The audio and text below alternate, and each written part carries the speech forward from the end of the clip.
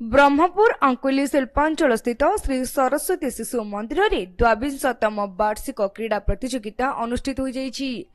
एथिरे मुख्य अतिथि रूपे आंचलिक कॉर्पोरेटर श्रीमती सावित्री नायक, मुख्य वक्ता प्रधान शिक्षयित्री श्रीमती शांतिलता मुदुली और सम्मानित अतिथि भावे अंकुली क्लस्टर सीआरसीसी श्री लोकनाथ साहू उपस्थित रही शिशु को क्रीडार महत्व और स्वास्थ्य ही सबुठारु मूल्यवान संपद अटे बुझाइथिले। सर आज विद्यालय रे 22तम वार्षिक क्रीड़ा क्रीड़ा शिशु को शारीरिक सुस्थ रखे, मानसिक सुदृढ़ बनाए, आउ पिला माने एकता भाईचारार वार्ता शिखती जे मु केवल खेलिबी प्रथम द्वितीय कृति हासिल करबा सेया मुख्यता नुह, मु क्रीडा रे अंशग्रहण करी आउ समस्त सहित मिलामिशा करके भाईचारा सृष्टि करबा।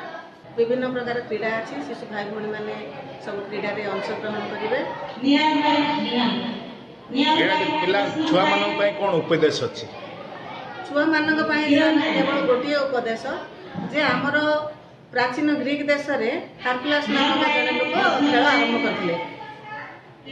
आरंभ करथिले देश देश भितर भातृत्व प्रतिष्ठा करिया निमंते आमे मध्य चाहूछु पिला माने समस्ते एकतार रज्जुरे बांधी हेगिरि रुहंतु, ता सहित निज स्वास्थ्य ही संपद जो से उद्देश्यटा बुझंतु। कार्यक्रम आरंभ रे छात्र छात्री मानक द्वारा सांस्कृतिक कार्यक्रम करा जायतिला।